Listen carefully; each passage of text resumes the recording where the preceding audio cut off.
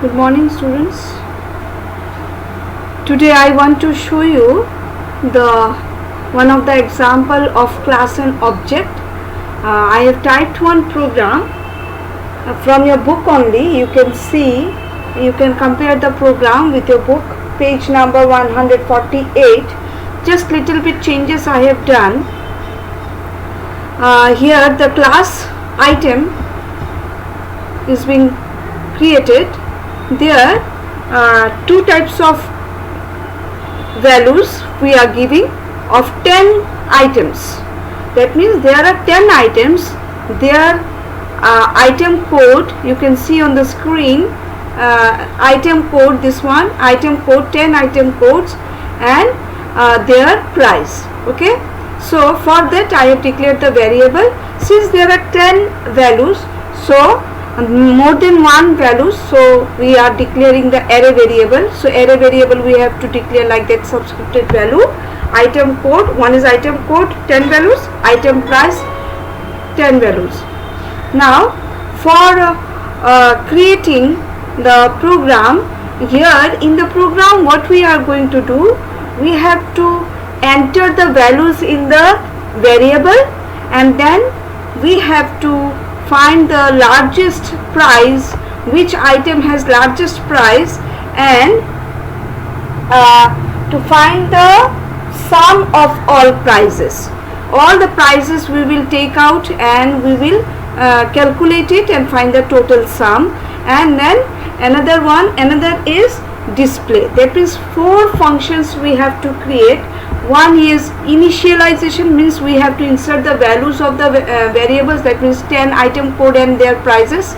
And next function, that is largest, that means in this function we will find out the largest price, in which item largest price it is having. And the third function, it is to find out the sum of all total prices. And fourth one is to display the information. So that 4 functions, you see it is declared as public. Have you seen? It is declared as public. Public means I have already explained in the class. Now whenever we will write the body part of the particular function, then we have to write in this way. That means these functions are the objects of the class item. So that's why void item, then these 2 columns are called scope resolution. So whenever we will write the body part of the function, so at that time we have to use this scope resolution function. So ini, you can see ini word. So we are writing the body part of this function. So what this function is going to do, it will enter the values of 10 items, that means item code and their prices. Can you see? Now since there are 10 values, so repeatedly we are entering the values. So we will use the loop for int I is equal to 0, I less than 10. Since I have started from 0, that's why less than 10. If I start from 1, it will be less than equal to 10. So I plus plus. Now see here, see out item number. So it will be displayed like that, item number I plus 1. I means what? 0. 0 plus 1 is 1. So item number 1, it will be printed item number 1. Then you have to enter the item code, that means enter item code. That means for item number 1 you have to enter the item code, so it will accept. Then enter item price, its price you have to enter.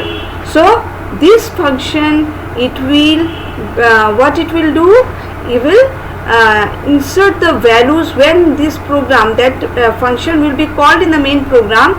Then they will ask you, that is this message, to enter the values. You will go on entering the values until and unless the 10 records you have entered. So this is the body part of the initialization. Now next let us go to the largest one. So just largest one. Now be careful with your brackets and all.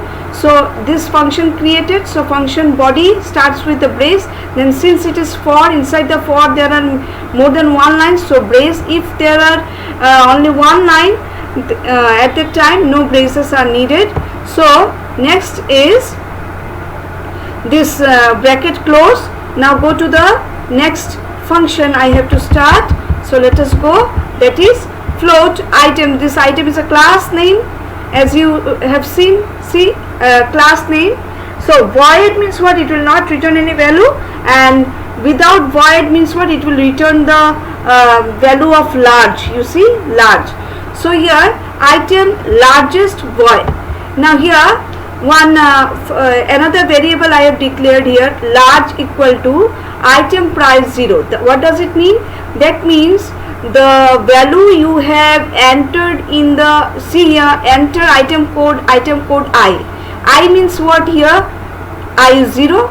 So whatever the value you have entered in the item code 0, so here item price 0, enter item price 0, that means first item price you have entered in item IT price 0.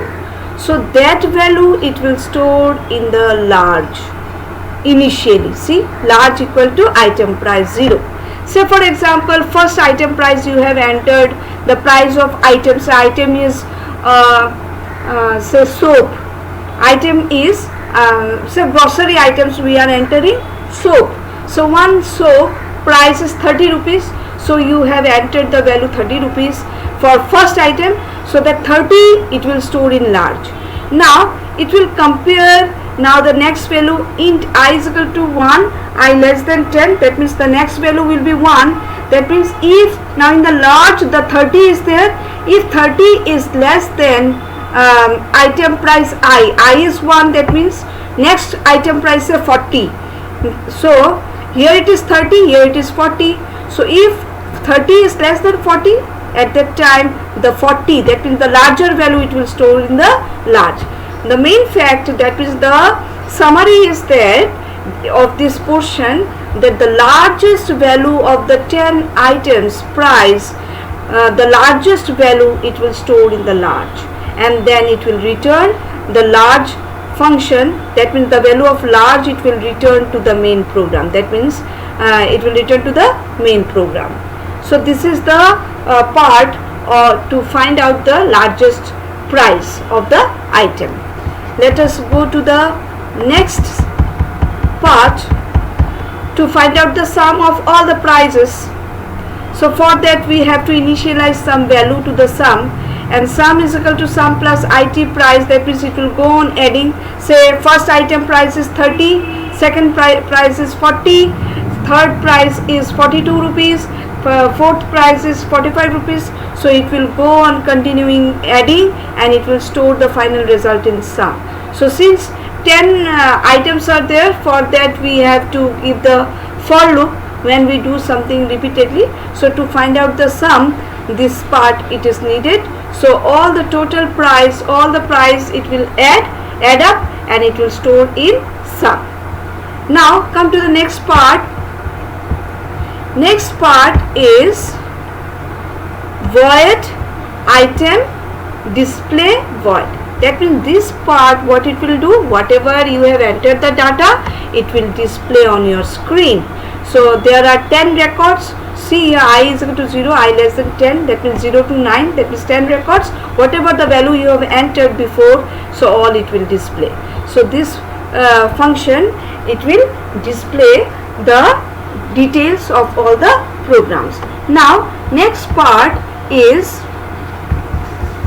you can see next part, these are the functions, small functions I have created. Now these all functions I will insert in the main program. So this is my main program part. Now I will be writing the main programs. Now after getting this video, in the next video I will be completed your main program, then I will explain it how it is working. Okay, so in the next video this part I will complete, and I will explain this one. Thank you.